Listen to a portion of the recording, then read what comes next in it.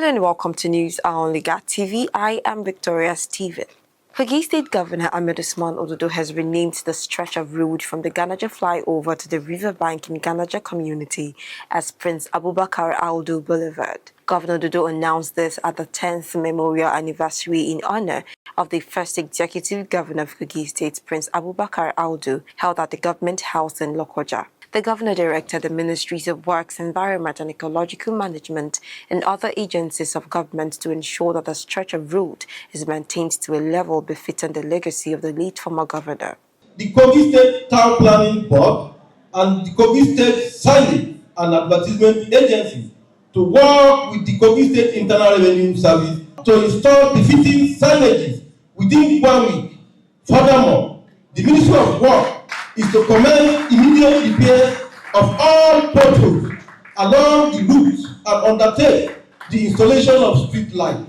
The Ministry of Environment is equally directed to plant flowering trees and beautify the entire stretch as a mark of honor to our late leader. My administration will continue to do all that is feasible to keep alive his dream of a united, peaceful, and progressive Kogi State. The event attracted a high-profile delegation, including President Bola Ahmed Tinubu, who was represented by the Minister of Information and National Orientation, Mohammed Idris. In his remarks, President Tinubu commended the spirit of continuity in Kogi State, noting the harmonious relationship between Governor Ododo and his predecessors. President Tinubu also praised Governor Ododo for sustaining the legacy of Prince Audu through enduring projects and assured that the federal government remains committed to deepen its partnership with the Kogi State government. He described the late Audu as a steadfast Democrat and visionary leader whose bold style of governance set enduring standards for transformative leadership in Nigeria.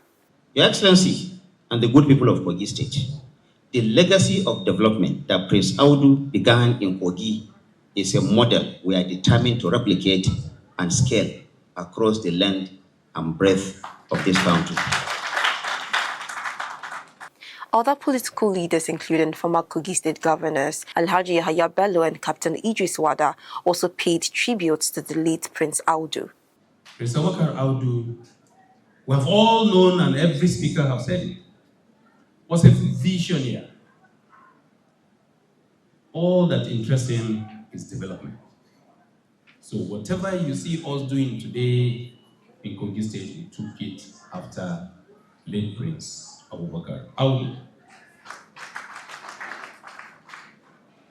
We can't have a legend in this manner who have come to serve us and died in the cause of the service to our fatherland without immortalizing him. He was a very powerful personality. There is nowhere you are with Audu that you don't feel the impact of his personality. The lesson about leadership, we all struggle to be governor, struggle to be this, struggle to be that. But in the end, what comes after you is what you do for the people while you're in office.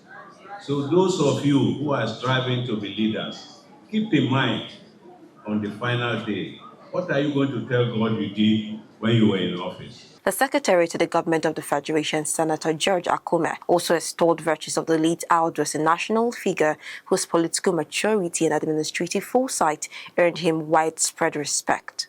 That shows you the love that his people had for him. Audu was one of the very few Nigerians who won elections 3 times. First, democratically elected governor of Kogi. Second, democratically elected governor of Kogi.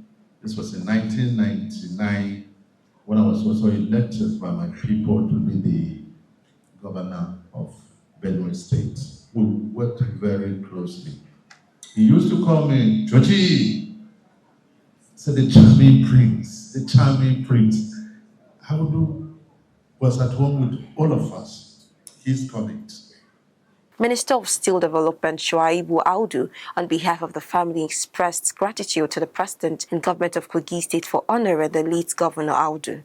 We are deeply grateful that you have taken the time to celebrate a man whose commitment to public service was key in Kogi State. His legacy projects, vision, and reforms continue to speak for him, and today's gathering reinforces the fact that the work of a true leader never fades. He described his father as a man of integrity and boldness, whose passion for development continued to live after his passing. And that's it, your News Hour on Legat TV. I am Victoria Stephen. Thank you for staying with us.